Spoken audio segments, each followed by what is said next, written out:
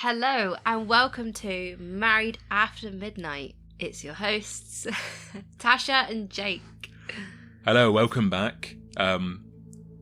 We'll jump right into it. So today we are reading a brand new story from creepypasta.com called The Truck Stop. I'm interested in this one. I think we wanted to do like themes. Yeah, so we're trying to dive back in now to creepypasta.com because I feel like I want stuff that are a bit more creepy. Like with No Sleep, I don't know if you know this, but the rule for No Sleep is it has to be something that could potentially happen in real life. Yeah, I didn't know that. I believe that's the rule. So it has to be something that's somewhat realistic, where creepypasta it's just like all the classics are on here, newer ones. So I thought the next couple of episodes we'd dive into this a bit. Everyone's heard of creepypasta, haven't they? Yeah. It's like the big thing. I don't know about you, but back in like 2016, 17, I used to be really into the YouTube, I sound so old. The narration videos. Yeah, and also like ghost hunting, and always covered creepypasta. Always, it was always like there's thing. massive ones. There's the ones that became like cult classics and cryptics, like Jeff the Killer, Smile Dog, Jack Has Eyes, or something like that.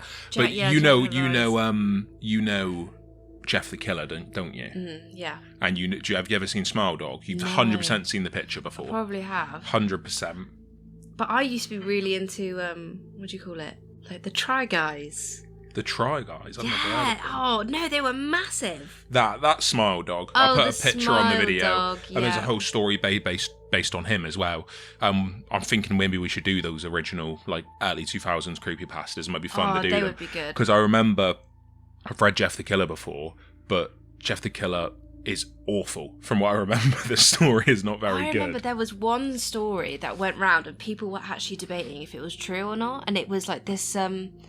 It was about the German experiments on this woman, and like they have like pictures, but they weren't sure if the pictures were true or not. And it was a whole deep dive. The Russian sleep experiment's a big one. Yes, the Russian sleep experiment. No, that's the one where the Russians feed drugs to. Oh no, it wasn't that. Yeah, it's not that. It was about a woman, and like there were pictures of this woman, and she was so beautiful before, and then like someone did something to her. I don't know if they locked her away. It sounds like a Red Room kind of episode. I've read a few of them, but there's a couple on here that are like similar to that. But this is a big one. Like one I want to get around to is I believe it's I think it's called like Tales of the Internet or something like that. See, we have them like deep in our mind. Yeah, it's just like unearthing. That's all why that stuff. A lot of this stuff I read like 10, 15 years ago. Yeah, 10 years ago. And you got to think you were a teenager. I remember the name and that's it. Well, I was a teenager. You were an adult. Oh God, I'm 3 years older than you. Right, so let's jump into it. So this story is from Shannon Higdon. I actually reached out to them and they got back to me about permission, whether or not I can read their story for the video. And they sent me like a really nice email back, really well constructed. You can see they're an author. It was lovely. And it was quite sad at the same time. They mentioned that they don't have any recollection really of writing the story, or it was something like I actually forgot that story existed until you just reminded me. It was 8 years ago, 2018. Yeah, exactly. It was a while ago. But they also mentioned that, and this is kind of relevant, that AI has put them off making content, making like internet horror, because everything's just like AI slop these days. It's ironic they said that because I mentioned to you that one of the stories we did on the podcast, I'm pretty confident was AI. That's crazy. And I won't point out which one it is, but it just read like AI, and then I went onto the author's profile, and everything had the same theme, same like structure. Backbone structure. Different commas. Looking back, it was so obvious, but we just didn't see it. Yeah.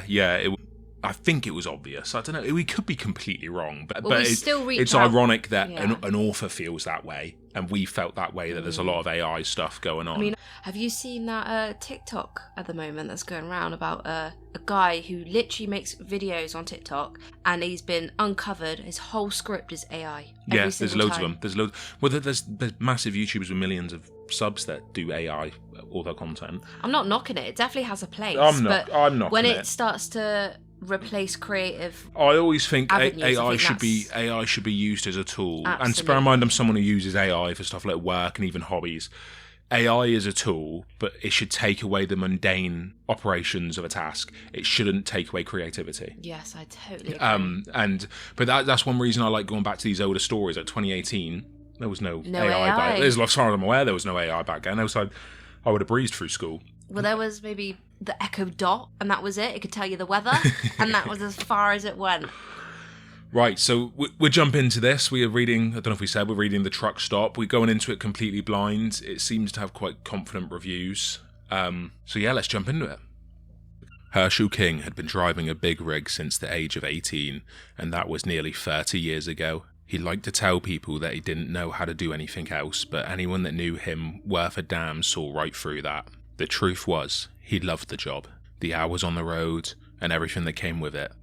His was a nomadic spirit, and he felt blessed to have been able to make his living with a job that satisfied that wanderlust while still providing for his family with a comfortable life. Sure, there were bad days, just like with any job, like taking 10 hours to travel 20 miles of northern Michigan in the dead of winter, or having a deer carcass appear out of nowhere to serrate 9 of the 18 tyres. But even then, it still beat the hell out of being stuck behind a desk, pecking away on your keyboard, and working the numbers while your spirit slowly wastes away. Herschel would take the Waffle House diet, way stations and traffic jams 7 days a week and twice on a Sunday, as long as it included golden sunsets in the Great Smoky Mountains and the deep blue Atlantic running next to the California coastlines. He sounds like a guy after our own hearts. He sounds really cool and chill. I don't know. I'm just picturing big belly trucker cap. I picture this. Herschel King's a very trucker name, isn't it? I'm picturing right now Queso with a cap. That's who I'm picturing. So in his cab with a red cap. So I'm thinking of that, you seen those TikToks, that American trucker, and he's like, if you don't do 1,500 miles a day. Yes, I Yeah, I'm thinking of him. If you don't move diesel all the way, man, 1,500 miles a day. It's like all those TikToks of like, are you even a blue-collar worker? Yeah. Some of these young guns, they're only running 900,000, 1,100 miles, 1,500 miles, and even worth getting out of bed for. There have been so much beauty experienced in this time on the road, and so many unique situations retained in this memory bank that he wouldn't have traded for the world. At the request and encouragement of his wife, Linda, and his 2 grown sons, Mick and Jay, Herschel had begun carrying a notebook with him to start recording his memories during the downtime. They had heard so many hilarious driving stories over the years that they were convinced it would make for a great and entertaining book. He wasn't much of a writer though, and held no misconceptions about the fact that all he really had to do was get the gist of the moments down as the boys agreed to do the actual writing. They already knew several of the stories by heart, having heard them so many times as children. Nice to know I'm not the only one who struggles with literacy. He's a simple man, is Queso. Chicken Man was definitely one of their favourites. About the time he passed, a man in a full-length yellow chicken suit at 4:30 in the morning, quite literally, in the middle of nowhere. This fool was walking next to the highway and waving at oncoming traffic like he was working for the corner for the KFC. Herschel saw him smack dab in the middle of the 100-mile stretch of the deserted Pennsylvania miles, and was at least another hour after seeing him. At the time he had seriously doubted the veracity of the sighting, chalking it up to extreme fatigue, but when it was confirmed some time later by other drivers on the CB radio, he had to question what kind of lunatic Chicken Man really was. That's so strange. Imagine you've been alone by yourself and then you just see a man in a chicken suit. I've seen stuff like that before. Like, I've got a video on my phone of me driving past a random man walking down the street in a massive Pikachu outfit. You gotta think, how do they get themselves into these situations? I imagine as well, seeing surely it at that's the a dead low of night. point. That's seeing a real low point. At the dead of night, probably a lot more spooky. Yeah, it is, but what I'm imagining is like the little blow up, like the blow up, you know, like you see the blow up dinosaurs? Yeah. Imagine just like a blow up chicken. See, that was like the Pikachu I saw, but I'm thinking more of just like Where did you see the Pikachu? I got it on my phone. I saw it at Muttley. No way. Yeah. It's weird though, like a picture and stuff like this, because in England, even if you were a trucker or like on the motorways constantly, you're never too far away from civilization. Yeah. But in America, you could go hours and hours and hours and like going across the prairies. See, that's just bizarre to me. No matter where I go, I'm always 20 minutes away from someone. It's like in England, you're rare to see pitch blackness at night because there's always like a town or a village that has all its lights on. Even if you went up to Dartmoor, when you're in the malls, you'd always see Plymouth like with the massive lights on. It stayed with him. Did this guy have a house out there in the woods somewhere? Did he put the chicken outfit on every night? And of course, the topper. What the hell was he doing? The last story Herschel jotted down a couple of nights ago before bedding down in the cabin bed at the truck stop in Ohio off the I-75 was about the time he lost his battle with a soda machine at the rest area in Kentucky. It had happened nearly 50 years ago. 50? You were not that old. It happened nearly 15 years ago, before and during the period when Herschel was in a serious Mountain Dew phase. Well, he's definitely you or queso. I haven't drunk Mountain Dew in years. What does it taste like? Is it green? Yeah, it's like, kind of like melony lemonade. It's nice, but it's... Surely you just have a Pepsi Max. Yeah, Mountain Dew's filled with sugar. I think that'd knock your teeth out. Really? Yeah, you don't want to be drinking Mountain Dew. Imagine It's why I American stopped. Mountain. So much sugar. Yeah, I think theirs has more as well. That's like radioactive. But Mountain Dew's like I think it's like a neck beer drink out there. A neck beer? Yeah, you know, like Mountain Dew. Oh, yeah, okay. It was nearly all he drank in those days, and the cravings was at its height on that hot night in August, when he shoved up to the only working soda machine with a pocket of change and a mouth-watering addiction for one, and only one, soft drink. It had been his plan to buy as many as he had the money for. The first dollar entered, and the Mountain Dew button pressed gave him an ice-cold RC Cola. This is the real horror of the story. Yeah, a man ain't getting the drink he wants. That's the scary part. Imagine if it gives him a diet. Fuck that. Realising that mistakes happen and shrugged it off, he put in more quarters and tried again, and again, and again. $3 got him a Pepsi. Diet Pepsi. Oh, no. And the RC, all with the same button pressed. Irritations rising with each new quarter, Herschel pumped a total of $12 into the soda dispenser, trying a variety of buttons, and had the variety 12-pack for his efforts.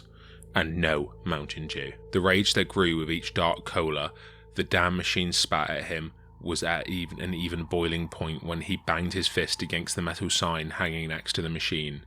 It took a full minute for the red haze to subside enough to actually read the sign he'd been pounding. Vending machines, maintained by the Kentucky Department for the Blind. Oh no. What? Oh. Had the internet been then what it is now, it would have definitely made for a viral moment if he had been recording it, and all he could do was laugh. These were the types of things that convinced his family that there was a best-selling book in his life, and what he had been thinking about as he maintained the speed limit on the long roads, the lonely late-night stretch through New York State on his way to Florida. It was around 2 a.m, and although he still had a few hours he could drive before he was required to stop and rest for the mandatory 8 hours, Herschel was already exhausted and hungry. There was a decent truck stop on the border of New York and Pennsylvania that he had frequented before, and it was less than 20 miles down the interstate. He knew for a fact that the Big J truck stop would provide a great burger at that any hour. Plus the facility had a clean bathroom and showers, so he would shut it down for the night when he got there. There was a very little other options anyway, as they had the market cornered on a very long expanse of rural nothingness. An impending headache dancing at the fringes of his skull had kept the radio off despite his favourite overnight talk show, Coast to Coast AM with George Norrie, being on, and Herschel prayed the Tylenol he had taken earlier would keep it at bay. Most people consider headaches nothing more than irritations, but when you have lives hanging in the balance of your ability to remain consistently alert and aware, it can be so much more than that, and Herschel had pulled over for them in the past. One didn't stay on the road for 3 decades without a single accident. If they didn't show the job the respect it deserved, in addition to all the splendour and quirkiness he had encountered in that time, Herschel had seen his fair share of blood on the asphalt and twisted metal as well. Can I just point out, you said splendor. Splendor? That's what it says, doesn't it? Splendor. But you pronounced it a bit special. Splendor. Right, obviously my reading comprehension's taking a hit. So you can carry on from here. Okay, I'll put you to shame. Flipping on the CB radio as he passed the 17-mile marker came out of a habit than his desire to actually hear the signal squeal to life. It was Big Red Mama's territory, and he couldn't go through the area without seeing if she was out on the job. Big Red Mama, whose real name was Julie Merchant, was, much like Herschel, a few others, an old-timer. who had been behind the wheel of a semi for longer than he had. She used to run routes up and down the East Coast with similar frequency to his, and they had gotten to know each other quite well over many, many years. They had spent hundreds of late nights driving miles apart, sharing their problems and psychoanalyzing one another. And for someone like Herschel, who had actually met in person half a dozen times, she was perhaps one of his best friends. For the past 5 years, she'd been staying closer to her home just outside of Pittsburgh in order to spend more time with her new grandkids, so the only time they really got to talk anymore was when she was in the States. It would have been rude if she hadn't at least tried to say hello. Herschel turned the knob to the communal channel 19 and sought a radio check. Breaker, 19, can I get a radio check? Herschel knew his Citizens Band radio was working just fine, but years of conditioning dictated certain protocols that he was loath to forego. A moment later, a deep voice verified his signal was being heard. Roger that. Good, buddy. I read you loud and clear. This is Dixie Whistler. Good, buddy. Who am I talking to? Over. Dixie Whistler. It's a good name. Yeah, they're all very American. They're all very like deep south. What you? I like it. It's a bit of character. It's like when people named the boat Boaty McBoatface. It's like they've all got really good names compared to what they do over here. Well, where did Boaty McBoatface come from? Have you seen? Yeah, no, I've seen it, but I don't understand how that's a comparison to someone called Dixie Whistler. Because their names are obviously better than Boaty McBoatface. Okay.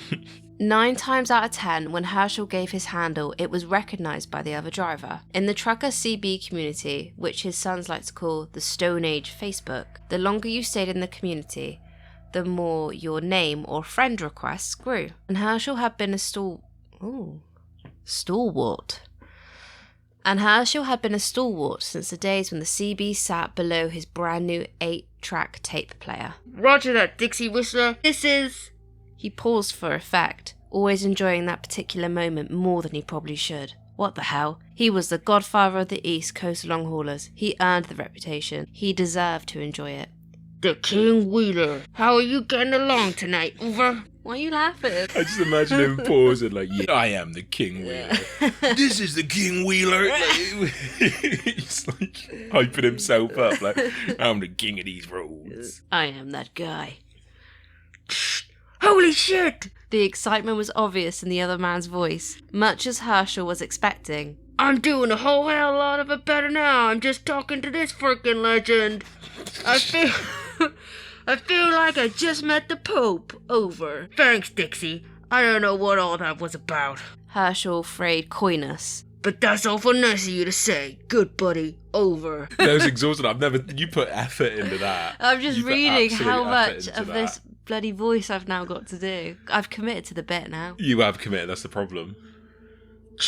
No, man, you don't understand. Like, wow, I can't even begin to tell you. You used to talk to my old man all the time when I was a kid, and he'd take me on the road with him. I remember thinking how cool you were when I was only 10 years old. The miles you put in, sir, well, I gotta say, it's a real honor, over. It was surely meant as a compliment, but moments like that couldn't help but to make him feel his age. Being a living legend was cool, but sometimes it loses its luster when the notoriety comes simply for being old.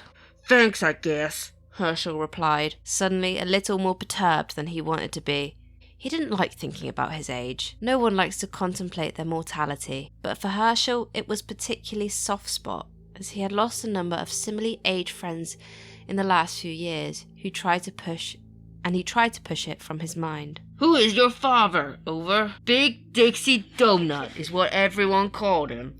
Do you remember him, over? Surprisingly, despite having not heard the handle for 20 years, Herschel did remember the man's father. It was weird how much trivially unimportant crap could stick in a person's mind, and for so long. For some reason, the nickname made him think of all the chili dogs. Perhaps they had engaged in a deep and thoughtful conversation about chili dogs at some point. Whatever the reason, it made his stomach grumble, and it was a reminder that he was still thinking about the Big J cheeseburger. So far, I'm really enjoying this. This sounds, I really like it. It's just fun. It's not like... Yeah, I'm not taking it too there's seriously. There's nothing like... I'm not waiting for the mystery or I'm not questioning it. It's just enjoyable. It's just a laugh. Like, is it? And one thing, is Dixie a guy? What? Have you missed the entire point? He's talking to his son. No. To Dixie Donut's son. Yeah, Dixie Donut's son, who's called Dixie Whistler. So it is a boy. No, it's a man. Yeah, it's the same thing. Yeah. It's weird. I thought Dixie was a girl when they introduced her. Dixie's a girl's name, isn't it? Yeah, it is, but it's in this context, it's a boy. No, I guess they're nicknames, aren't they? It's like when people. It's probably like some Alex. It's like the name Alex. It could be used for a girl or a boy. Because at first I was thinking maybe it's like an inside joke, like innuendo type thing, like Dixie Donut. Well, I think maybe like Dick's Donut, and then Dixie Whistler, Dick Whistler. Maybe. Maybe I'm the. Yeah, but yeah, no, I am following. All right. I thought you lost it then. We're gonna have to reread this. I'm not doing the voices again. Roger that, good buddy. I can't hardly believe it, but do I remember Big Double D? Always had a kind word and willing to shake the trees for bears. How is he doing these days? Over. There was a slight pause which made Herschel wonder if he should have asked. The kid did bring him up in the first place. Well, Dad passed away last year, actually. Over. It was what Herschel was half expecting to hear. Oh, man. I'm sorry to hear that, Dixie Whistler. My condolences. Over.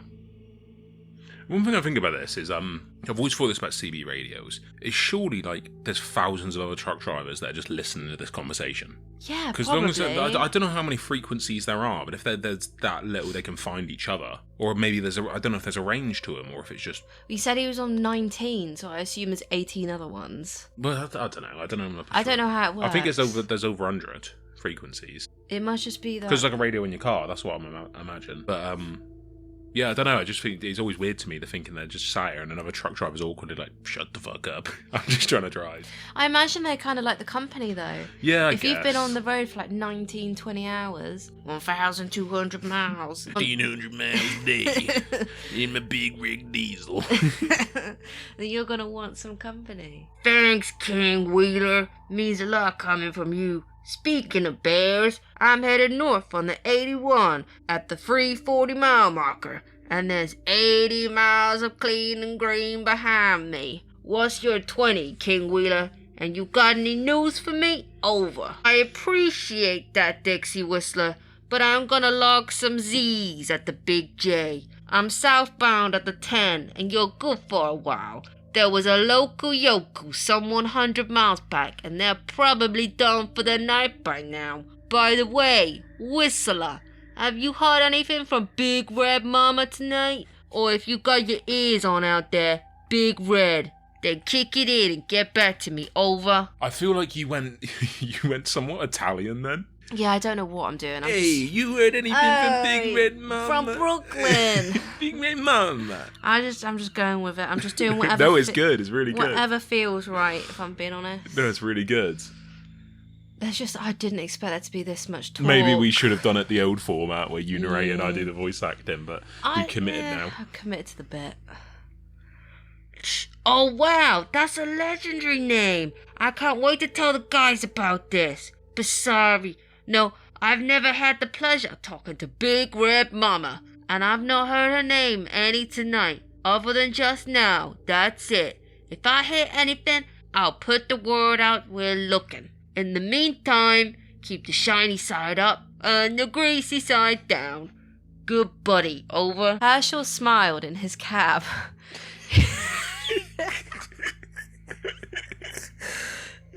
I cringed a bit there, I'm not gonna lie. Yeah, shut up.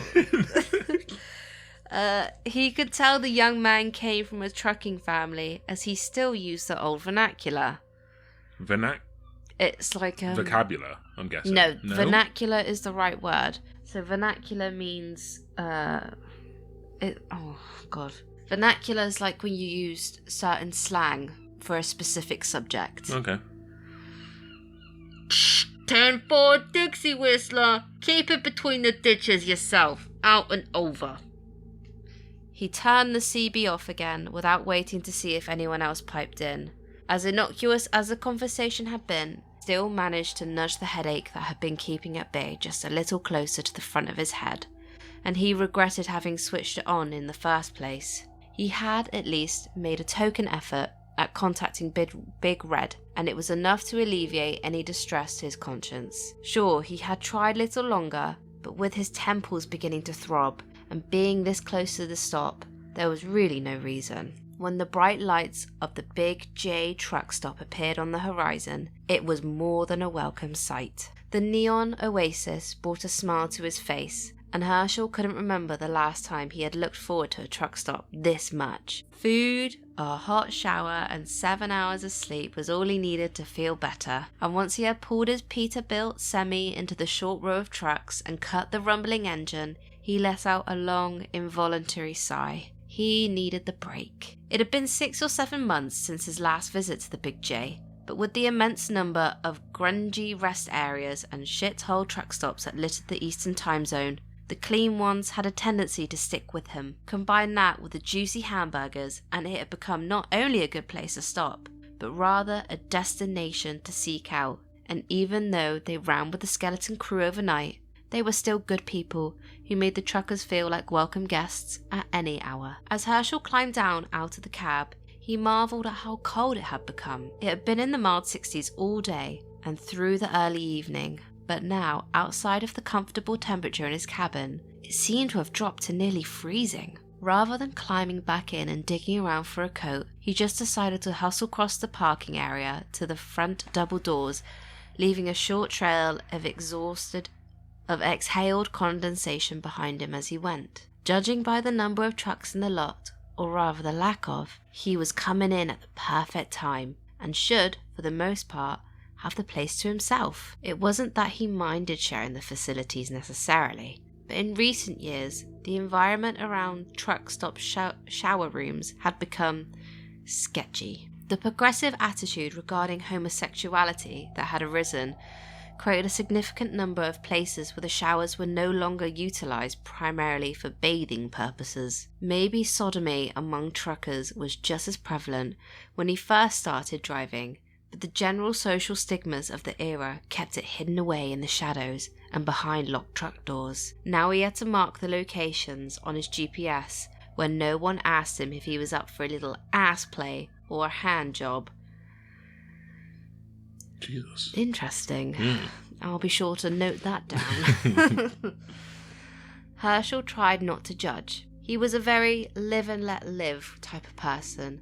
But when a burly, beer-bellied guy with a ZZ top beard approaches you with a glint in his eyes while you undress for a shower, well, it could be unnerving, as it was unwanted. See, I'm just imagining like a prison. Like, that's giving me prison vibes. Really? Yeah, when someone comes up to you, like, you're mine. It's weird, though. I would never think that. I didn't think it would be such a thing. I suppose if you're not in the community, you don't know these things. Well, but read the next line. Such a thing has never happened at the Big J. So it's all in his head.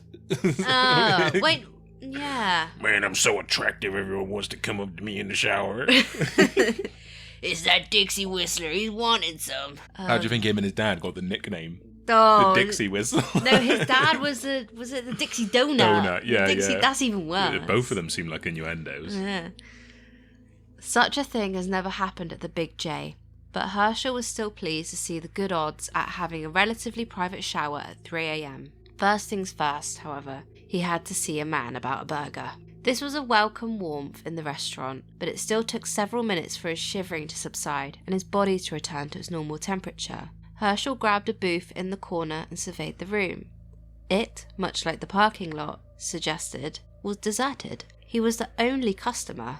The clanking of dishes being washed echoed out from the kitchen, and he could just make out a blonde bun in a hairnet, passing back and forth through the little window of the stainless steel swinging door. After a long moment, there was a face in the window, and finally, some eye contact, followed by a smile and a wave. "I'll be right there, sweetie," the waitress called out from across the room as she came into the dining room from the kitchen. She was an older woman, easily in her 60s, in a mustard yellow uniform and the name tag which reads Tammy. It's always a Tammy, isn't it? Tammy, yeah. It's always like Tammy, Michelle. They're very good names. They're all very cliche, like what you would picture. I love a cliche, though. By the way, just while we stopped, your voice acting has gotten like really good. It's like you've been practicing it.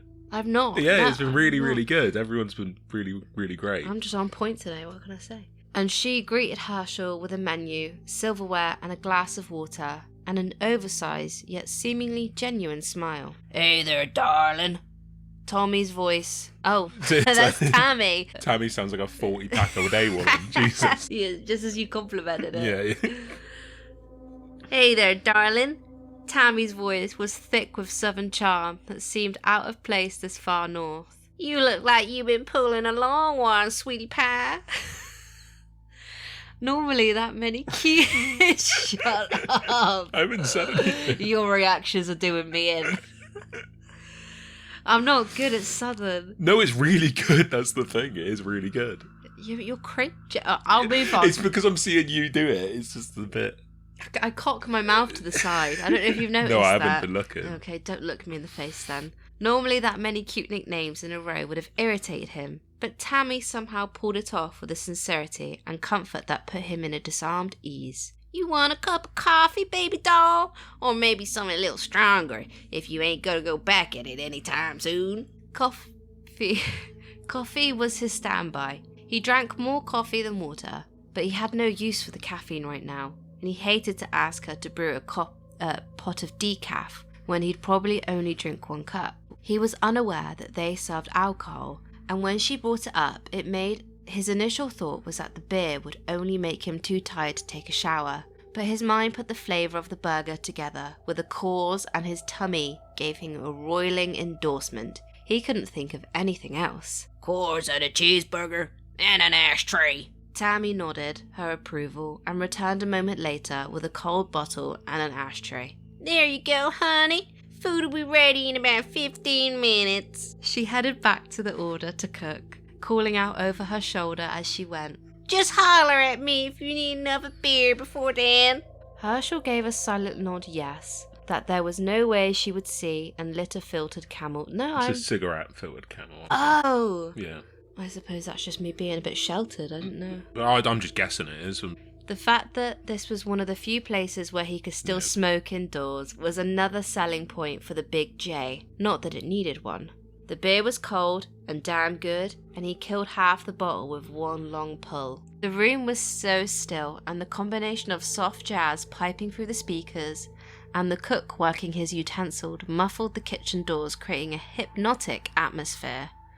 And Herschel could feel his eyelids growing heavier. The thin line of smoke that rose from the cigarette wavered in the air before him, further lulling him into a trance-like state before he was aware of it. Herschel was passing out cold, slouched against the wall. It wasn't the first time the Miles caught up with him while sitting at a dodgy booth waiting for food. It happens. But it had been a while, and Herschel's last conscience, though, before fading into the black, had something to do with getting his food to go.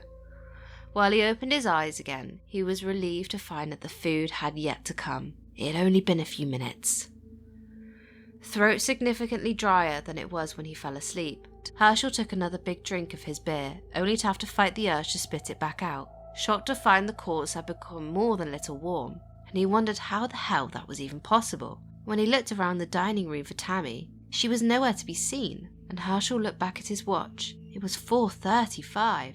4:30? He had been asleep for nearly 2 hours. It was understandable that the waitress might not have wanted to wake a sleeping trucker that hadn't been particularly pleasant thus far, but his burger could have at least been dropped off. Maybe she's keeping it warm in the kitchen, or put it in a carry-out box. That would be good. That would be a good waitress would have done, and it was pretty obvious Tammy was a professional. Herschel stood and stretched, feeling more refreshed than he expected from the short nap, in an uncomfortable position. Tammy? He called out to the empty room. His voice was the only noise competing with the Muzak's version of a cool porter classic. Walking to the breakfast counter in front of the kitchen and past the desserts elaborately displayed behind the glass, Herschel found the cash register and threw his hand down on the little bell next to it. The ring, louder than expected, echoed through the dining room and back into the kitchen, but there was no immediate response. A full minute later he rang it again, and then again, and then again. Hello? He called out, significantly louder this time. Is there anybody here?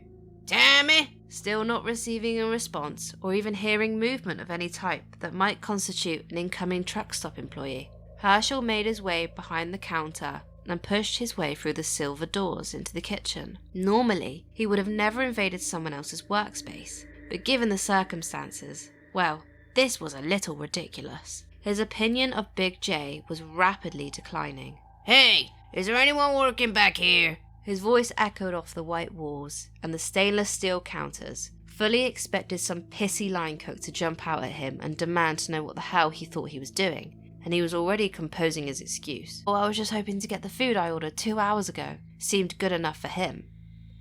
And as it happened, no excuse was needed at the kitchen, as it appeared to be deserted as the dining room. Were they all taking a smoke break at the same time? There was one stove burner lit at a low temperature with a shriveled rock of a burnt beef patty in a pan on top of it that resembled nothing someone would want to eat. Herschel passed the sizzling lump of coal while eyeing it with disdain and continued his search. The freezers, dry stock room, dishwashing area were all empty as well, and his hairs began to stand on end. It wasn't as though anything sinister had occurred, but the whole situation was weird and becoming more unnerving with each unoccupied space he passed. So far, it's kind of interesting. It is, but I feel sorry for Herschel. He's just this lovely little pumpkin guy.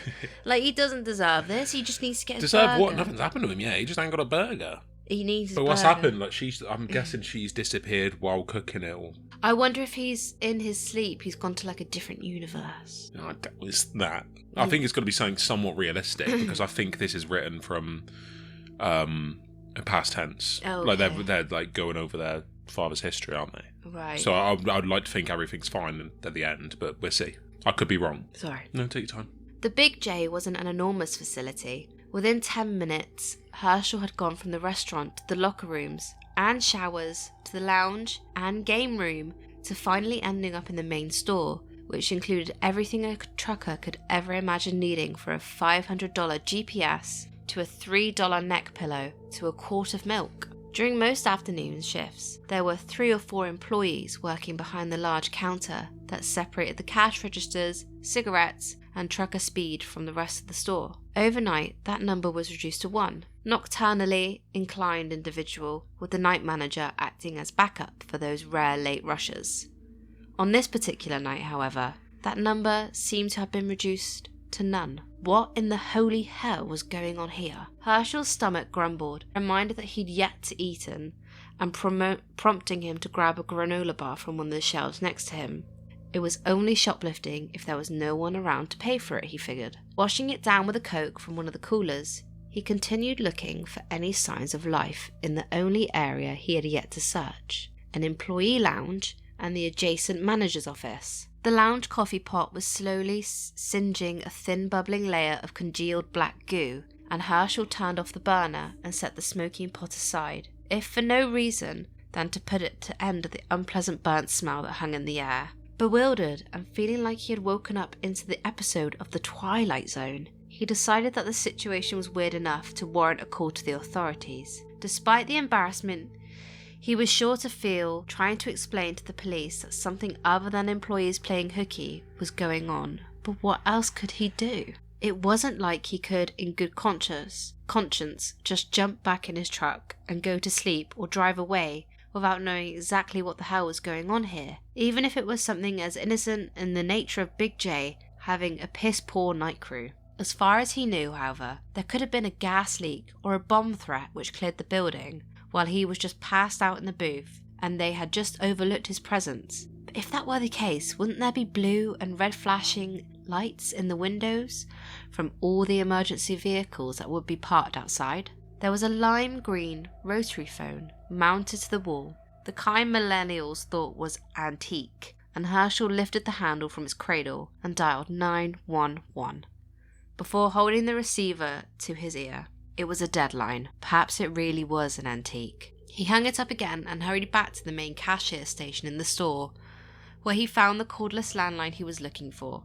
It wasn't exactly new itself, but at least it was from the digital age. They received a beep as he once again tried to phone 911, and once again to no avail. The phone had power, but the power line itself must have been cut.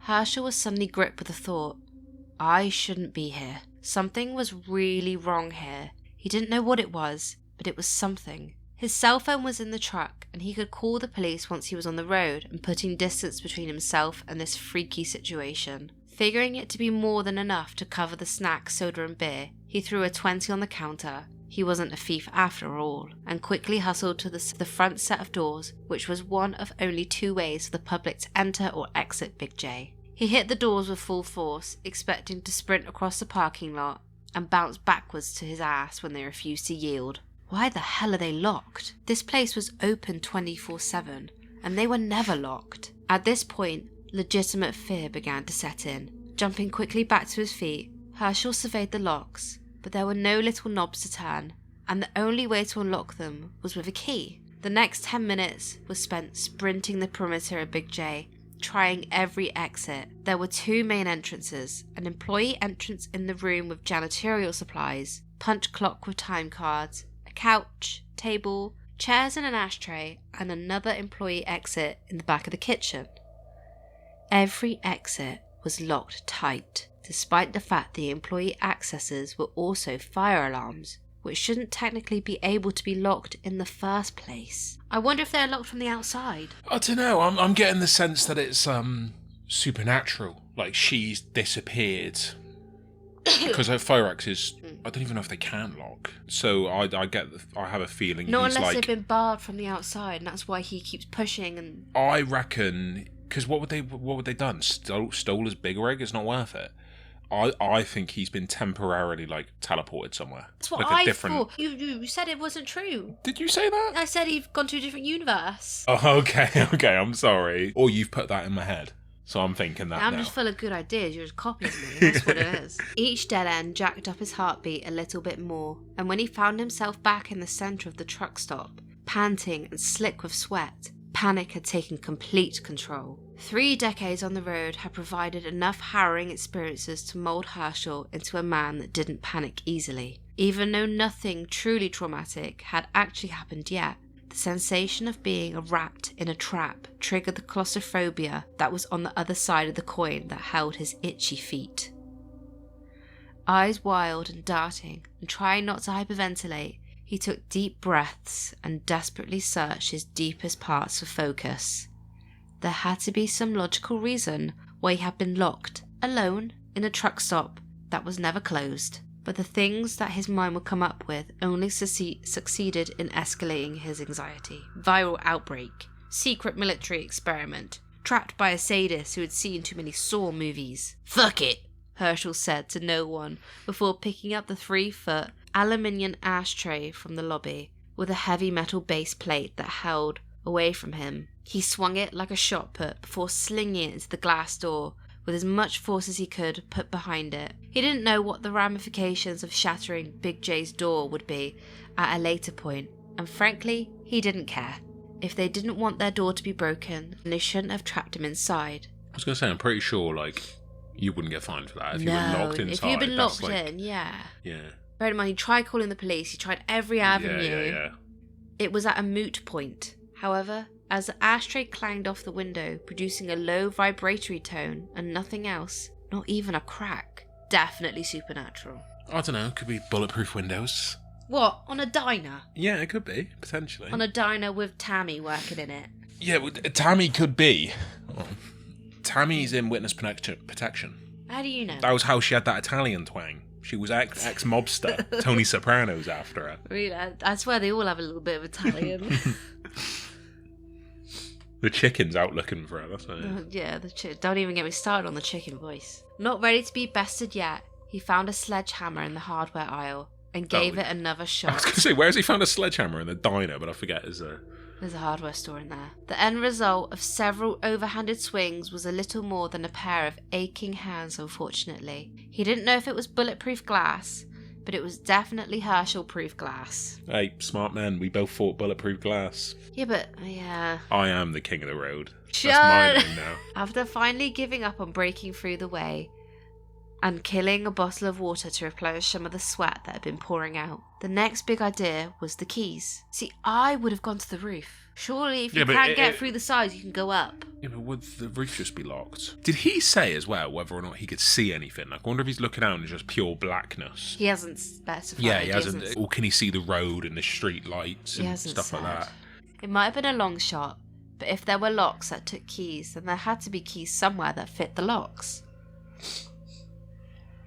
No longer concerned with showing respect to the environment, he tore through the drawers and areas behind the cashier counter, flinging items onto the floor as he went. There were some interesting things back there, including a handgun, which he took, and for some reason, a dildo, which he didn't take. I wouldn't put it past him. Yeah, I wouldn't, but I was thinking Not of his experience. But no keys. The next spot was the manager's office. Surely the dildo that's relevant to the story. It's got to be. There's not the way they're just bringing that up. I don't know. I feel like the author may have just sprinkled it in. Yeah, it's definitely an interesting thing to notice. The next spot was the manager's office, which he showed even less care for. The manager apparently had a fetish for tranny magazines. Right, what is this? It's 10 years ago. Okay. It's allowed.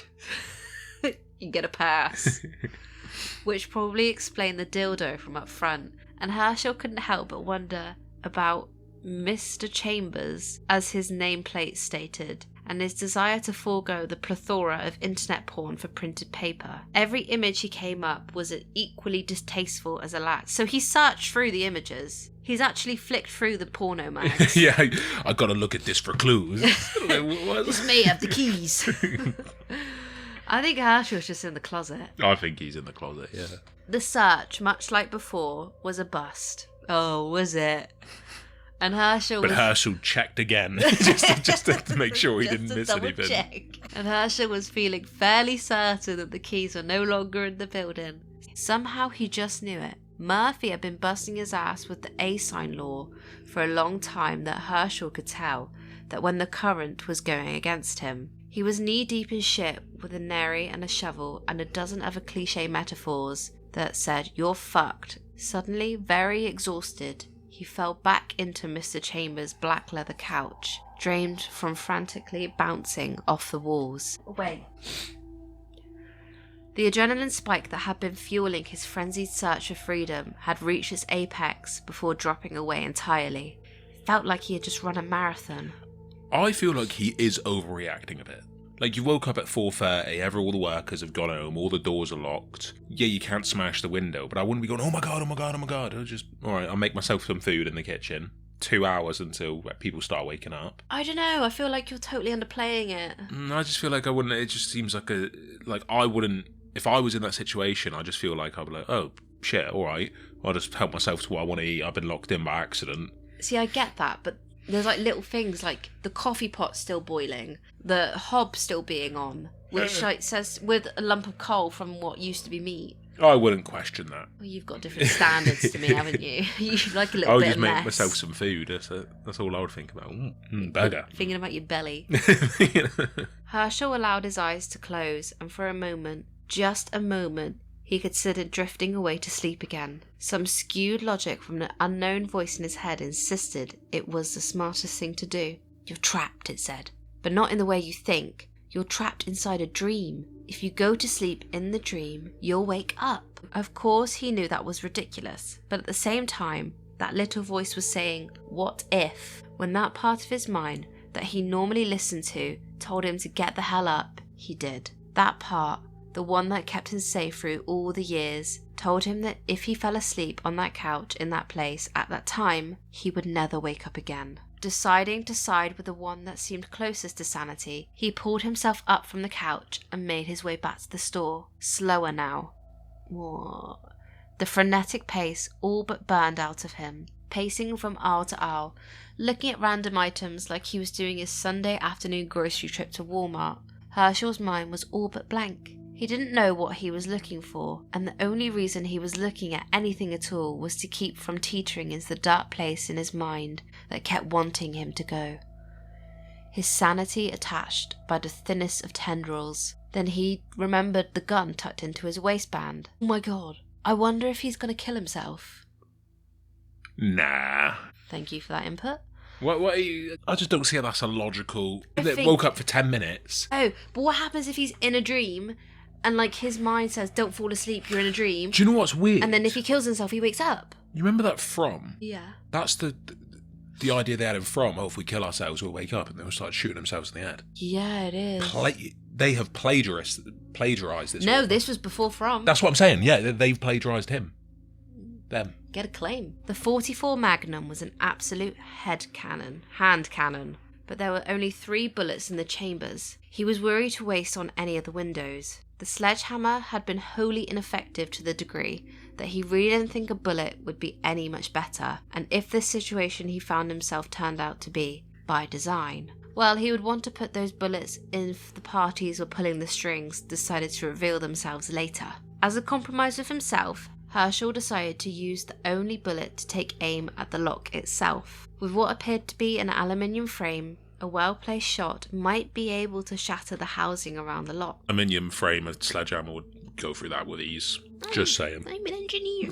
It was a sound logic, and the only condition he failed to factor in was the equation was that he hadn't fired a gun in 15 years or more. Yeah, but surely they don't change. So why does he only have 3 bullets? Because that's I don't know, it's just in the gun. That was just, he picked up the gun and just... Was that his gun? No. Oh, it's a gun from the cash register. Oh, I see. Yeah, I see. Keep up. The bullet went wide right and did strike the obviously impenetrable glass pane, ricocheting back and zipping past his ear with an audible zing, and exploded into a video poker machine at the far end of the lobby. 2 inches appeared to be all that separated Herschel from the ending his entire nightmare, with a hole in his head and his brains on the wall, hands now shaking uncontrollably. He reapplied the safety and slowly set the gun down on the bench next to the water fountain. His mouth was a dry paste, and after relieving himself of the weapon, he went back to the store in search of something else to drink, something a little harder than soda. Going through the cabin amenities section on his way back to the beer cooler, his eyes made contact with an unopened box on the top shelf, and it hit him. Why the hell didn't he think of it sooner? He had to go on his tippy toes to reach it, and with the tips of his fingers, he wasn't exactly a tall man, but it eventually slid off the shelf into his hands, dropping straight to the floor. He ripped into the box, with a $400 price tag, tore through the packaging materials before digging it out. Herschel eyed the CB radio with approval before getting to his feet and seeking out a power outlet. Finding one behind the counter, he fired up the radio and put it on channel 9, the emergency services channel, which, much like the 911 telephone line, is always monitored by local authorities. Breaker 09. He tried to keep his voice cool and steady, even though it kept wanting to jump 3 octaves. Mayday, mayday, I need help. Please, is there anyone listening? Over. He depressed the lever that dictates when you're able to talk and when you're able to listen, and waited for a reply. After a full minute of unbroken hum, he tried again.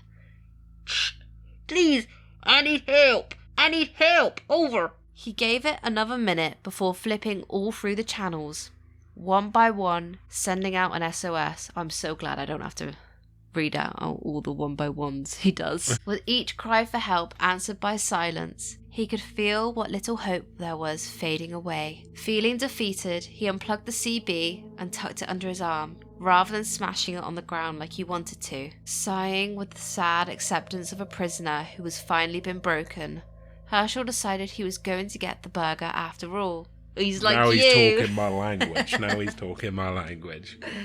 I still have this image that he's been locked in for like 5 minutes and he's just panicking. Well, I still see him like queso. That's who I'm seeing. I've been seeing that TikTok truck driver. Oh. That ain't blue collar, honey. He looked at his wrist for the time, but the Casio he'd been wearing had come off at some point in the evening's events. I wonder if that's like a little nugget, you know, a little golden point. There is no time. Maybe it's like a linear space. Maybe, yeah. I don't understand how it would come off. It was still very dark outside, but morning had to be coming soon. Using an outlet beneath the breakfast counter in the diner, he plugged in the CB again. It was on the still silent communal channel where it had been when he plugged it in, and Herschel left it alone while he went to the kitchen to hunt down some items he would need to prepare for what felt like his last meal. In no time, the delicious aroma of 2 beef patties searing on the grill wafted through the room, mouth-watering as he cooked. He was surprised to find, given the dire situation, that he had an appetite at all. But once the cheese, lettuce, tomato were applied to the lightly toasted bun, he could hardly wait for the beef to finish. He had just about to come to the decision that rare was good enough when a different noise echoed through the doors. A voice. Breaker 19? It was a woman's voice, familiar. I'm looking good. I'm looking for my good buddy. It was Big Red. So come on now, don't be bashful. If you're still out there, King Wheeler, kick it in, son. I ain't got all day. Over. Herschel nearly tripped over himself with the need to rush back to the CB, sending the plate with his freshly made cheeseburger tumbling to the floor. The split second of utterly devastating disappointment in the loss of his second burger on the night was quickly overcome by the elevation of hearing his old friend out there. It was so loud and clear. She had to be close. He took several deep breaths before speaking into the receiver. Big Red Mama, is that you? Oh, please God, tell me you can hear me, over. A painfully long number of seconds passed without a reply, and Herschel could feel moisture gathering at the corners of his eyes. After the age of 16, Herschel King had cried exactly 3 times in his life. He cried when his father died, he cried when his mother died, and he cried when the ladybird retired. He wasn't what you would call an emotional man, but in those tense seconds of silence, there was a terrified child trying to break free, and the only thing that kept him from breaking down completely was the saving grace of Big Red's countrified voice, his roughneck angel. Are you okay, King? Are you hurt? There was no jovial greeting, even though they hadn't spoken in almost a year. She knew his voice immediately, and its tone that something was wrong. Tell me, what's going on, over? Oh, geez, Red, I don't even know where to start. I need you to contact the police for me. Tell them I'm at Big J truck stop off 81, and I need help. Tell them to send someone. Tell them to send everyone, over. Jesus. See what I mean? You commit to a voice and you have to stick it out. So damn it. Tell me what's going on. The anxiousness could be heard in her voice now. She didn't like not knowing what type of trouble her friend was in, especially when the thought of him as more of a son than a friend anyway. I don't like this, over. Please, Julie, just call the police. Call them now. Hurry, over. She was back on only a moment later. They're using real names now as well. That's how serious it's got. Oh, jeez, yeah, I didn't even notice that. Yeah. I've got 911 on my cell phone now, Herschel. Tell me what is happening so I can tell them, over. How exactly was he going to do that? Please, Julie, just tell them to get to Big J as quickly as possible. I don't know how much I can say right now, over. What does he mean, how much he can say? Look, Maybe he's worried about he's being listened and watched. Yeah. Oh, I guess, yeah, I guess. Because his fault is he's trapped. Yeah. He meant that more literally than she would probably ever know. Julie didn't push it, however, sensing his apprehension to elaborate. Listen, King, I'm maybe 20 or 30 minutes out from Big J myself, and I'll be there as quickly as I can. The police say they're on their way, along with an ambulance and a fire department, so you should have a crowd there any minute, over. Part of him screamed internally to warn her, to make her stay away. There was a bigger part, however, that wanted to see Big Red Mama's pink 18-wheeler rolling into the parking lot like a Pepto-coloured superhero. He wanted to see her face on the other side of the glass, telling him that they'd have him out in no time. If he was being perfectly honest with himself, outside his wife and sons, there probably wasn't anyone else he would rather have seen. Thank God for you, Julie. Just thank God. I can't even begin to tell you. You may have just saved my life. Tears were beginning to pool in the corners of his bloodshot eyes. Please just stay on the channel with me until you get here, over. Simultaneously to the word over coming out of his mouth, the power to the Big J was cut, and every bulb in the place went dark, smothering him with an instant envelope of darkness. He was completely blind. The rechargeable battery in the CB had only retained the smallest of charges in its short time being plugged into the outlet, but it was enough to broadcast Big Mama's reply. I'm not going anywhere, King. I'm right here. Herschel heard her words echoing out, and it was the only thing that kept him from the insanity of being completely lost in an abyss. I'll always be here for you, you old fool. Julie's words filled the precious seconds until the emergency generator kicked in, bringing the sporadically placed emergency lights to life. The Big J had become an eerie, shadow-filled version of its former self, the dim lighting along with little more than giving a sense of shapes without definition.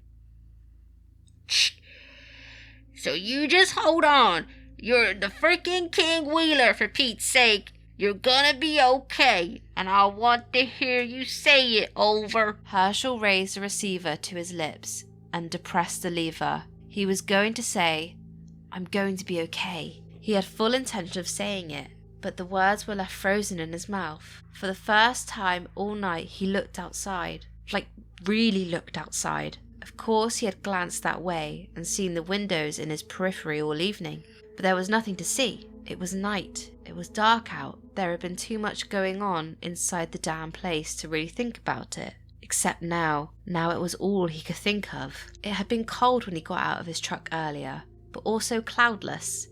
It was nearly a full moon, and Herschel had marvelled at the bright driving conditions while he was on the road. Even though the poor illumination of the exterior emergency lights, which were just sparsely placed, there should have been no issue seeing his truck parked less than 100 yards away, or for that matter, anything in the parking lot at all. There was no way of saying for certain that his truck was no longer there, but it sure as hell looked that way. The pitch black that had just gripped his throat seconds before seemed to expand endlessly beyond the poorly lit walls of the truck stop. It was an incomprehensible vision, and Herschel, letting the CB receiver slide from his hand, walked to the closest window in a shell-shocked trance, unaware even of smashing his hip into the corner of the table. Somewhere in his mind, the fact that serious pain had occurred without being micromanaged to a location the conscious wouldn't have to deal with, as it was already fully engaged of trying to referee the battle between bewilderment and fear.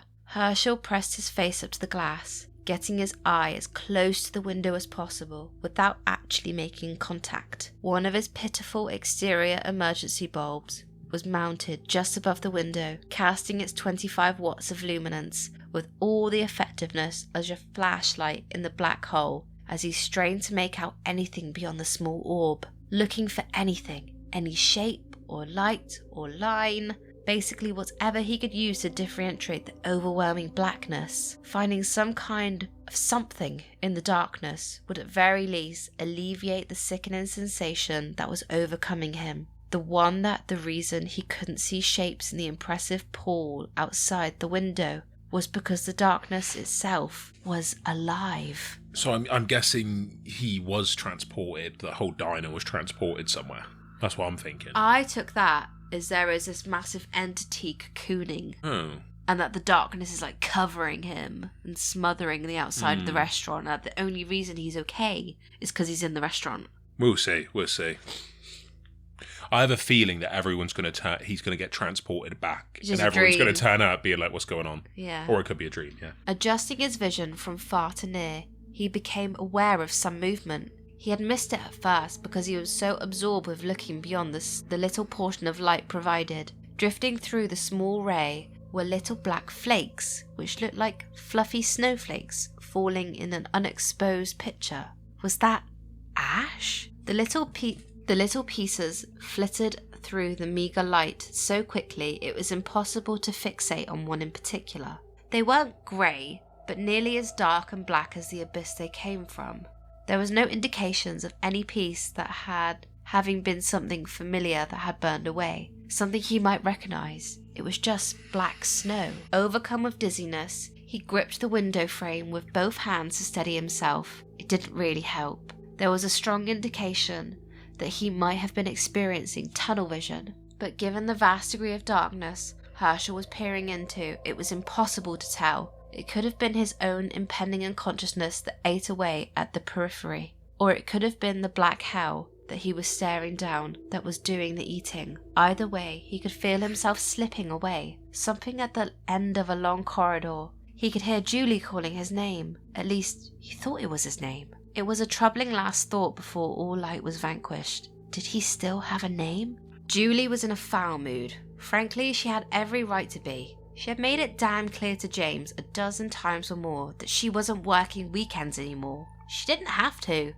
Julie Merchant, the godmother of the East Coast 18-wheelers, had just put enough tar on her tyres to retire twice over if she felt so inclined, though she definitely didn't need to be pulling a Saturday-Sunday for her balding pencil pusher half her age. Thing is, she would have retired already if she could get the highway out of her blood. It was worse than cancer. Every time she told James Marigold that she was going to turn her keys in, the little man would beg, literally, on his hands and knees for her to stay a little longer. He would promise her that she could have her own set schedule, and that probably would have been the case if the trusting fool didn't keep hiring pothead drivers who keep getting busted with weed at random way station stops. She finally had to step in and put her foot down, that no one else in Bob Marley tree shirt gets a shot behind the wheel. The driver currently cooling their heels in the country jail, who should have been on the route, had dreadlocks to his waist and a thick Rastafari accent, which might not have been a dead giveaway alone, but combined the fact that he was a white kid from the Jersey suburbs, well, James should have known better. Julie couldn't help but to wonder if his nativity was the result of hopeful good-heartedness or just plain stupidity. In the end, however, major deficiencies and all, Julie actually really liked the man. He was honest to a fault and always did his best to treat all the drivers with the same respect and considerations for their requests. It was that Julie had been dragged in to cover his ass more than once on occasion, but those were also the times when she had covered hers. It wasn't that she felt she had owed him in the he did for me, now I have to do it for him sort of way, but rather the way you feel obliged to help a friend. Julie would never say it to his face, but yeah, she thought of him as a friend. This is what she was telling her daughter as she passed the 180-mile marker. They shared a laugh before she begrudgingly let Jerry hang up the phone to put her girls to bed with a story. But not before, however, she made little Sarah and Mary say goodnight to Nana on speakerphone first. What Julie really wanted was for Jerry to keep the speaker on so she could listen to the bedtime story as well, but her cell phone was already notifying her of its low battery status. Julie would have to pull over to plug in her phone, which was another proper protocol that James chumps never seemed to grasp, one almost causing a 3-car pile-up reaching for his charger. Instead, she hung up the phone with several moi. She's clearly kissing them. And made a mental note to get her charging base back from Jerry's husband Mark in the future. She contemplated the radio momentarily, but for no reason she could justify, decided to flip on the CB radio instead. Big Red Mama was well beyond the days of speeding, and she knew the hours and locations of every way station in the tri-state area, and there was no need for any informational input. In all honesty, there were apps for those things now anyway. The only thing she could deduce was that the long conversation with her daughter had put her in a mood for one more. Odds were against finding anyone with half a brain on the road this early in the morning. But you never know. Involuntarily, her mind went to King Wheeler. It had been months since she'd spoken to the man, but back in the day, there had been some pretty deep conversations. There was a very good possibility that he knew her better than anyone else in her life did. Anonymity of those early days provided a sense of comfort, and much like the ones with the priest in confessional, she shared things with him she never seemed appropriate to share with anyone else. He knew about her abortion, her affair, her disappointment with having never pursued a career in acting, and when she was in hospital with breast cancer, the crazy fool drove 400 miles to visit her. It was the first time they ever met in person. Julie loved that old-timer, and had she not been almost 20 years his senior, she might have made a move on him. He always said he liked women with long red hair. The CB fizzled to life, and before she could even break the line, It was crackling with a flurry of activity. Several men trying to speak over one another, seemingly having difficulty the simple concept of citizens' band radio provided. For a moment it was too much, a cacophony of idiots, and she reached her hand forward to flip it off again. But it was not for a rare moment of clarity, when only one person was speaking, in which she heard both King Wheeler and Big Red Mama, one after another. It was more a little freaky, given that she was just thinking of her old friend. She yanked the receiver from the cradle. With any luck, something as simple as the voice of a woman might get them to shut up long enough to figure out what they were talking about her. Breaker 1919, I need you tired puppies to shut it now. She was talking to command the situation, much as she ought to do. Shh, this is Big Red Mama. No, I'm not shitting you. And yes, this is for real. I heard my name, and I heard Big Wheeler. Whoever said that needs to come back to me and tell me why. Everyone else, please shut the hell up for a second. Over. There were a few actual seconds of silence before a somewhat timid voice finally replied. Wow, Miss Big Red Mama, it's a real honor. That was me, over. Julie shook her head in frustration. Great. Me? You want to tell me why, over? She hoped the frustration was evident in her voice, even though she was making a conceited effort not to be more of a bitch. I imagine she looks like Rasputia from Norbit. With the voice you're doing. Yeah. I know 250 pounds. How you doing? How you doing? That's how I imagine it. Yeah, sorry. This is Dixie Whistler, by the way. I don't know if I said, but it's a real honor. You're the second living legend I've talked to tonight. This Dixie Wheeler is like a right kiss ass, isn't he? He's young. He kisses everyone's ass. Right, carry on. I can't wait to tell my wife. But yeah, it was King Wheeler I talked to earlier. I was just kind of bragging about talking to him. He was the one who brought up your name. I guess he was looking for you, over. Julie was uniformly disappointed with the other driver's answer. Much like herself, King was looking for her as well, and now she probably just missed him. Did he say which way he was heading, Dixie Whistler? Over. The radio was silent for so long, she began to wonder if he had gone out of reach. Finally. Yeah, sorry. Dropped my cigarette. Nearly burned a hole in my ass cheek. Lovely, Julie thought. Anyway, I believe he said he was going to catch his 8 hours at the Big J on the border, over. That actually worked out well, because she was only an hour away from the truck stop herself. She hadn't planned on stopping there, but she was sure that Herschel would have a meal with her, even if she had to knock on his truck and wake him up to do it. One of the secrets she knew about him was the fact he could waken very easily and then fall back asleep even easier. He wouldn't mind. Fortunately, the channel went relatively quiet again, with the conversations leaving for a private channel where they could exchange jokes too crude to tell while a lady was present. When she was about 50 miles from the truck stop, she took a stab at her friend again. He did promise to always have his radio on when he was in her neck of the woods. Jerry said they were both dinosaurs anyway, for relying on such archaic form of communication, but it had a certain romance to it. She liked it for the same reason that people enjoyed listening to vinyl records instead of CDs. Breaker 19, I'm looking for my good buddy. This was going to be her last try anyway, before showing up. So come on now, don't be bashful. If you're still out there, King Wheeler, kick it inside. I ain't got all day, over. She was fairly certain that he was probably asleep in his cabin by now, and given his penchant for light sleeping, the CB was probably turned off. Promise or no promise, it was actually a bit of a surprise when she did hear his voice. Big Red Mama, is that you? Oh, please God, tell me you can hear me, over.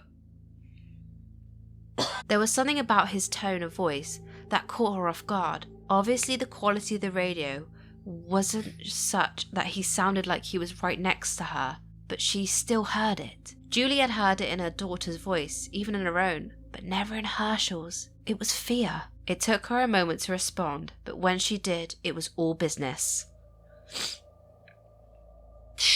Are you okay, King? Are you hurt? Tell me what's going on, over. She felt pinpricks of anxiousness crawling down her spine. It was instinctual, primal. but she knew something was going to be very wrong. Shh.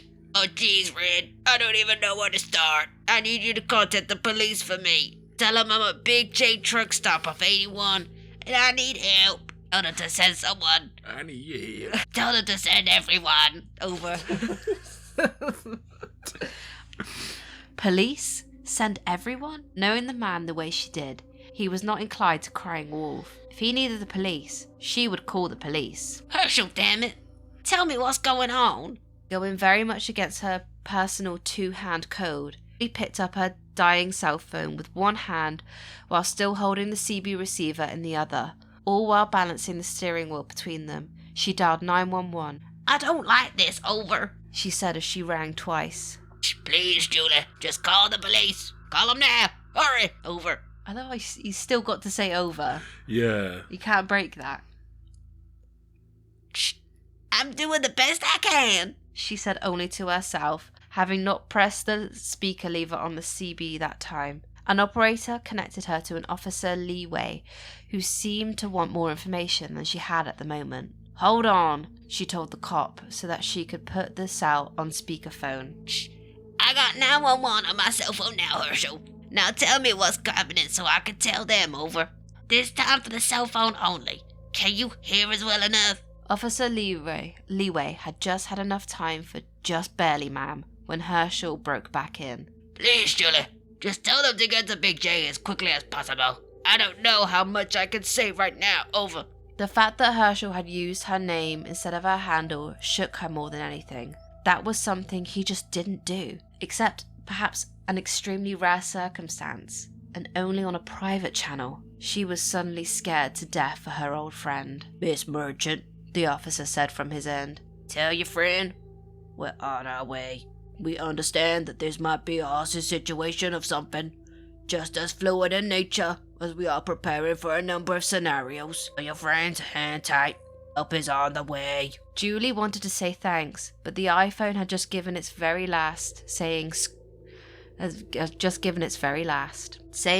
it to the two-hand rule altogether. She leaned over and rummaged through her glove box for her charger while still trying to talk to Herschel. Listen, King, I'm maybe 20 or 30 minutes out from Big J myself. I will be there as quickly as I can. The police say they're on their way, along with an ambulance and a fire department, so you should have a crowd any minute. Over. There was no way to verify how long it could take them in reality, since 911 call had been cut short, but she felt certain that they wouldn't have treated it as a prank call simply because they got disconnected. To make matters worse, it seemed that she may have forgotten her phone charger after all. Thank God for you, Julie. Just thank God. I can't even begin to tell you. You may have just saved my life. Please just stay on the channel with me until you get here. Over. The pain and vulnerability in Herschel's voice literally made her sick. It was like a punch in the gut, and she could have not been more afraid if it was a member of her own family on the other end of that radio frequency. She wanted more than anything to be able to reach out and put her hand on his. I'm not going anywhere, King. I'm right here. She paused, not sure what was more comforting. Her words, not sure what was most comforting words that she could come up with. I'm always be here for you, you old fool. You just hold on. You're the freaking King Wheeler, for Pete's sake. You're gonna be okay. I want to hear you say it. Over. They're really playing on all these nicknames and like their reputation on the road, aren't they? I know. I wonder how accurate that is. I'm just more miffed that I've had to repeat that twice. I was thinking that. I think it's a very slow burn. I think the author could have skipped that and just said, or even just quickly done the dialogue. So I definitely think it's Well, I think maybe just like a little you can make a transition. Yeah, can't you? yeah. It's kind of like was that in Borosca where they did that, where it was like Kyle filled her in on everything. Yeah, and, we specifically said like, at least it didn't repeat, but it does kind of feel like it didn't add enough. You just kind of read the same thing twice. Yeah, like all shit was called 911, but we knew that. Yeah, we're almost there. These voices are doing my throat in. That's why you can't commit to such a harsh voice. I like it though. I like it. No, Yeah. I like Herschel. I like him with the voice. Yeah. And The voices are good. The voices are very, very Big good. Mama. Big Mama. She Big is Mama. something. She lives up to her name. Yeah, but what's this? She's got like a little weedy little husband and she don't like him and she's saying how she would cheat on him with this man No, who's she 20 has years cheated on older. him. Oh, is she? She's had an affair. Oh. An abortion. So I assume I it's must an have- affair with the abortion Fucking baby. hell, I must have dropped out at that point. I don't remember any of that Yeah. happening. Fucking hell. You gotta lock in. Yeah, I must have dozed off. A minute or two later down the highway, she was barreling down, began to blur with tears in her eyes. Herschel, please! Herschel! He was gone. It took another 10 minutes for Big Red Mama to pull off the interstate into the truck stop parking lot with more speed than was safe. Her brakes squealed and tires smoked as she brought the rig to an awkward stop, several yards behind the fire truck. She jumped out of her cab and was quickly met by an officer who verified that she was the one who placed the 911 call before leading her by arm past the array of flashing police cars and ambulances. The cop handed her to a different female officer once they got into the lobby of Big J, apparently thinking she might become emotional to the degree that a male officer wouldn't be able to handle it. Officer Miranda Martinez was, with as much care as she could muster, led Julie further into the dining room. What's going on? Julie asked, confused. The cop stopped and turned to her. I don't understand. Now she was the one who seemed confused. Did no one tell you why you're here? Julie shook her head. Are you thinking of a voice? No, I was just wondering who that was. He just brought me into you. Miranda joined her in her head shaking as well. Well, shit, you're just grand. She put her hand on Julie's shoulder. You're Miss Merchant. Julie finished for her. Miss Merchant, I'm very sorry. She motioned towards a booth in the corner and the body of the floor beneath the sheets. But we need for you to identify the body if you can, so we can set about notifying the family. The violent, heaving sobs came without notice. In the instant she saw the familiar form lying under white linen, they gripped her entire body. Julie allowed herself to be lowered into a seat by the cop and a waitress who brought her a cup of coffee and called her sweetheart more than once with a thick, twangy accent. It took a full 20 minutes for her breathing to return to normal, and they were all very patient with her, given the circumstances. When it took another 20 minutes for her to work up the nerve to identify the body, several of authorities on site were showing signs of having better things to do. Eventually she did look, however, and it was Herschel. The body was removed, and Julie stayed comatose with the shock of having just lost her friend. How could this have happened? She had just spoken to him 15 minutes ago. Eventually, Tammy settled into the seat across from her with a piece of complimentary pie for her and a piece for herself, along with 2 fresh cups of coffee. Do you want to talk about it, sweetheart? She asked, and Julie could tell that the woman was sincere, and she did not want to talk about it. Although the thought of pie revolted her in that moment, she sipped coffee instead. Tammy. Oh, wait, that's Herschel's voice. Tammy. She met the waitress's eyes. What happened? How did he die? Tammy took another bite before shaking her head and putting her hand on Julie. Oh, sweetie, he didn't suffer none. It was about as peaceful as you could ask, really. He ordered some food, drank some beer.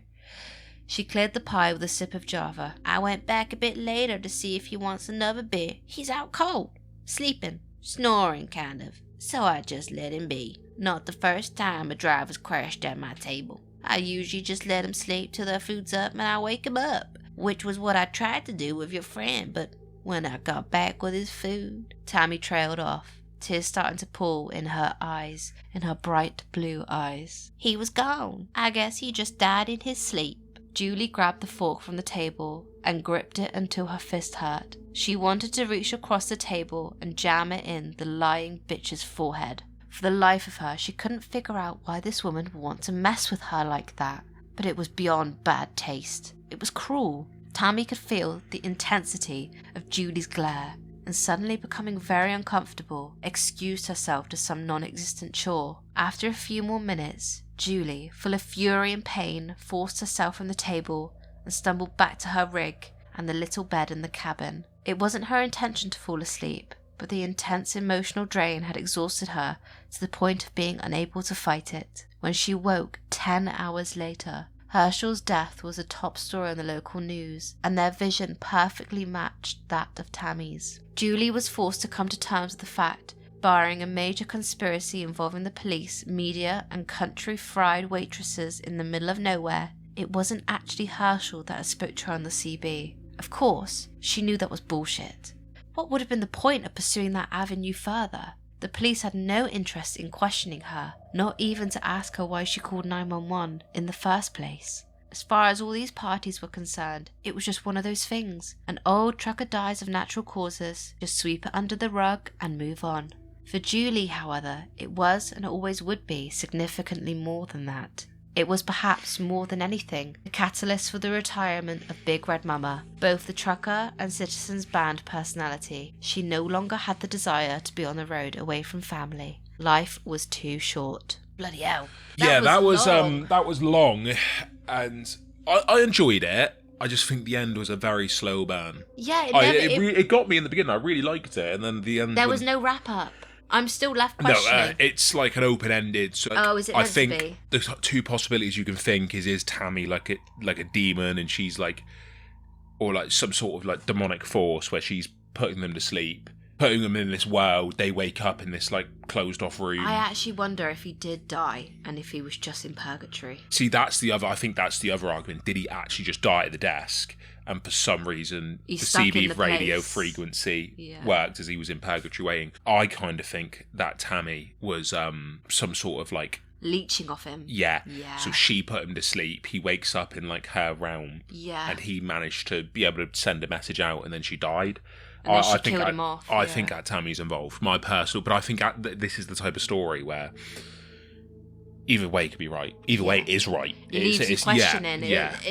I suppose it's done exactly what it was written for. It makes you want more. But my biggest issue with the story was I just didn't care for Julie. I was like, I don't really care. I don't need to know her backstory. I just want to crack on with what's going on. Yeah, I feel like that bit in the middle could have been skipped. But I suppose because it then switches over to Julie's point of view. Yeah. It does add.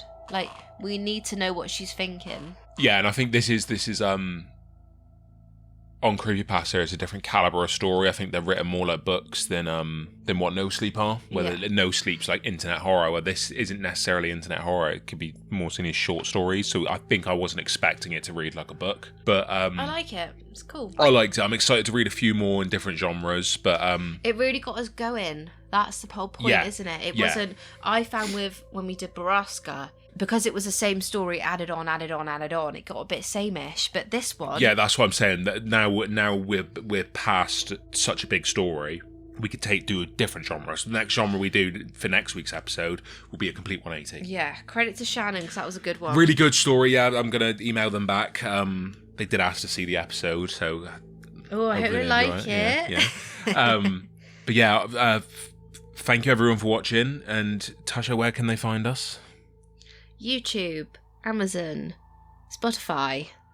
That's the main ones. We're locked out of Amazon, no Apple Music. So we're locked out. Yeah, we don't have Apple phones. Because we don't have Apple phones, it won't let us activate Android email. for life. But yeah, thank you all for watching, and listening. Thank you for listening. And we'll see you in the next one. Bye.